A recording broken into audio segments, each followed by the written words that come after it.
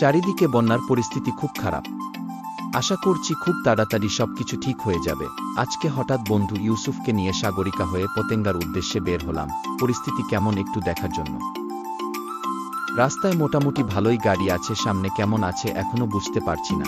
টানা বৃষ্টির পর এখন কিছুটা কমেছে, রেইনকোট পরেই বের হয়েছি, তাই একটু গরম লাগছে। এখন সাগরিকা ফ্লাইওভারে উঠলাম। এই ফ্লাইওভার হওয়াতে 2 মিনিটে টোল রোডে চলে যাওয়া যায়।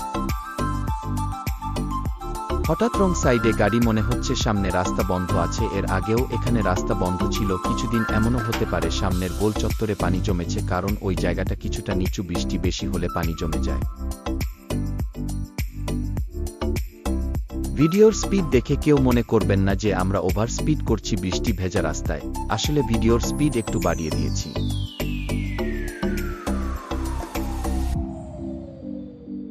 এখন টোল রোডে উঠে গেলাম।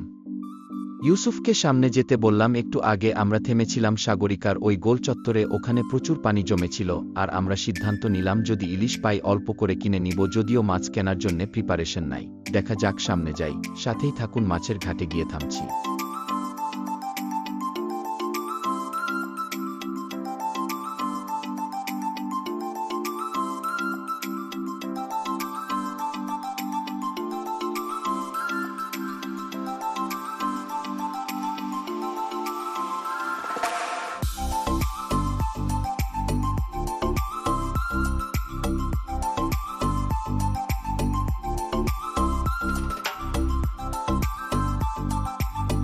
ওহ, এখানে একটা ঘাট ছিল, মিস করে গেলাম।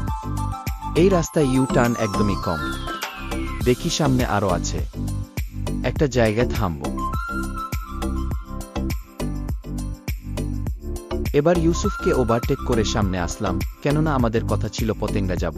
ও ওভাবেই বাইক চালাচ্ছিল। এখন ওকে ইশারা দিয়ে থামতে বলবো ঘাট দেখলেই। যাই হোক, ভিডিও লম্বা করলাম না। মাছ কিনেছি, ভালো থাকবেন সবাই।